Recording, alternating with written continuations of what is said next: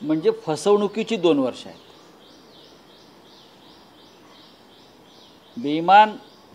बेईमान पद्धतीने एक सरकार स्थापन केलं, घटनाबाह्य पद्धतीने एक सरकार स्थापन केलं. नरेंद्र मोदी, अमित शाह यांनी त्या घटनाबाह्य सरकारला ताकद दिली. विधानसभेचे अध्यक्ष जे तटस्थ असतात त्यांनी पक्षपाती निर्णय देऊन हे सरकार वाचवलं. आम्ही जे म्हणत होतो की या देशातलं संविधान धोक्यात आहे, या देशातलं संविधान धोक्यात आहे, यांच्या हातामध्ये संविधानाची हत्या होते.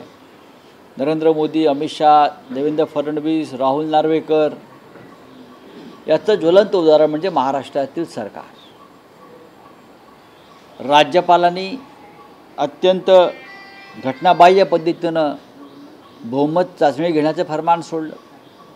हे सरकार बनवताना पंतप्रधान, गृहमंत्री, राज्यपाल, न्यायालय, विधानसभा अध्यक्ष या प्रत्येकानं बेकायदेशीर आणि घटनाबाह्य, असंवैधानिक, अनकॉन्स्टिट्यूशनल अशा प्रकारची कृती केली. ओएसिस फर्टिलिटीच्या तज्ज्ञांनी IVF उपचार पद्धतीद्वारे 1 लाखांहून अधिक जोडप्यांना मातृत्व प्राप्तीचा आनंद दिला आहे. मोफत अपॉइंटमेंट बुक करण्यासाठी आजच संपर्क साधा. आणि त्यातून हे बेकायदेशीर सरकार जन्माला आलं आणि ते बेकायदेशीर पद्धतीनं ऑक्सिजनवर टिकवलं. त्याच्यामुळे हे सरकार जे आहे हे फसवणुकीतून निर्माण झालेलं सरकार महाराष्ट्र राज्याच्या छाताडावर बसलेलं आहे. आणि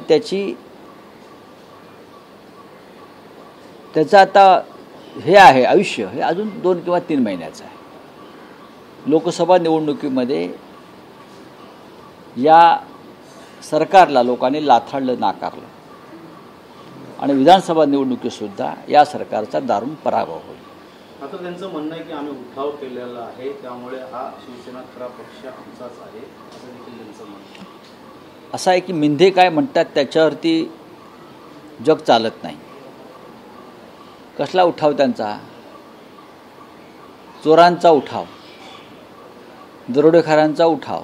असं कधी होतं का? तुमच्यात हिंमत होती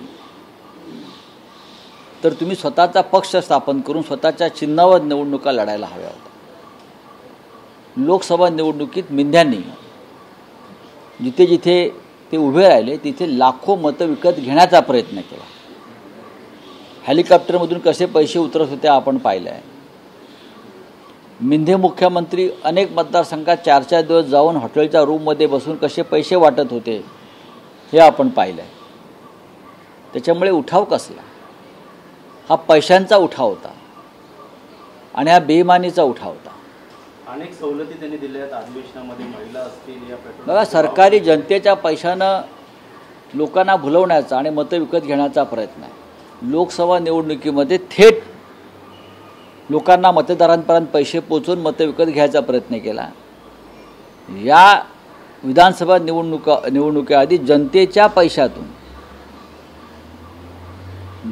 पैशातून मतं विकत घेण्याचा हा थेट प्रयत्न, ही लाच आहे. फोटोग्राफी करणारा मुख्यमंत्री असला तर अडचण होते असे देवेंद्र फडणवीस यांनी उद्धव ठाकरेंना टोला.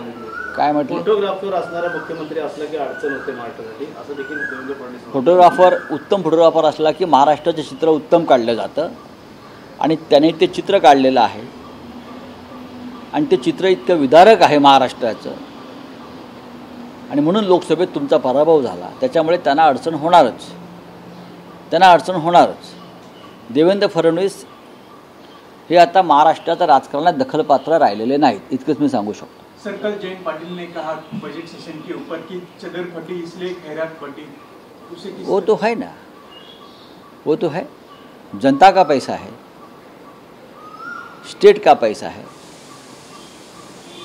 चुनाव के मद्देनज़र, चुनाव विधानसभा का, आप अभी से खैरात बांट रहे हो चुनाव के लिए. लोकसभा में अपने मतदाताओं को स्ट्रेट मनी दिया, घर में जाकर पैसा बांटा और इस बार आप शुरुआत की है जनता की तिजोरी का पैसा खैरात जैसे बांटने का. ये तो ठीक है. संजय जहां जेडीयू की वर्किंग प्रेसिडेंट को नियुक्त किए गए हैं। अच्छी बात है ना, उनके पार्टी का सवाल है, मैं क्या बोलूँ। नहीं सर, उनकी सोच जो है बीजेपी की, आरएसएस से नोबल आए हुए हैं। कौन? किस तरीके से आपको लगता है कि सर वो अध्यक्ष बने हैं, जिस तरीके उद्धव ठाकरे जो बीमार थे, शरद पवार जो नॉर्मली उनकी एज हो गई थी, कहीं ना कहीं आपको लगता है कि नीतीश कुमार पे भी उस तरीके का उन्होंने? देखिए नीतीश कुमार, अब नीतीश कुमार वो पहले वाले नीतीश कुमार नहीं रहे हैं जो लोकतंत्र बचाने के लिए कभी जेल में गए थे, संघर्ष करते थे, जयप्रकाश नारायण के बहुत करीबी रहे थे। अब नीतीश कुमार की तबीयत, उनकी हेल्थ, उनकी मानसिकता बहुत ही ख़राब है। अगर वो उनकी तबीयत ठीक रहती तो मोदी जी के साथ नहीं जाते, और उनके लोगों ने उनको घेर लिया है, उनको गुमराह किया है, और मोदी और शाह जी उनका गैर इस्तेमाल कर रहे हैं। सर, महाराष्ट्र कर्जबाजारी राज्य ठरलेलं आहे, आणखीन 1 कोटी कर्ज होणार आहे। वो मग 2 वर्षामध्ये काय केलं आहे मिंदे सरकारनं, त्याचा पुरावा आहे ना। जे सरकार फसवणुकीतून आलं आणि हे सरकार कर्जबाजारी राज्य ज्यांनी बनवलं, महाराष्ट्रातला उद्योग गुजरातमध्ये जाऊ दिला, ते आज आपल्या 2 वर्षाच्या वर्षपूर्तीचं ढोल वाजवत आहेत, हे या राज्याचं दुर्दैव आहे। तर टीडीपी आणि जेडीयूची खासदार काही नाराज आहेत, त्यामुळे नक्कीच या सरकारमध्ये पुन्हा अडचण निर्माण होऊ शकते। पाहू ना, चला, थँक्यू।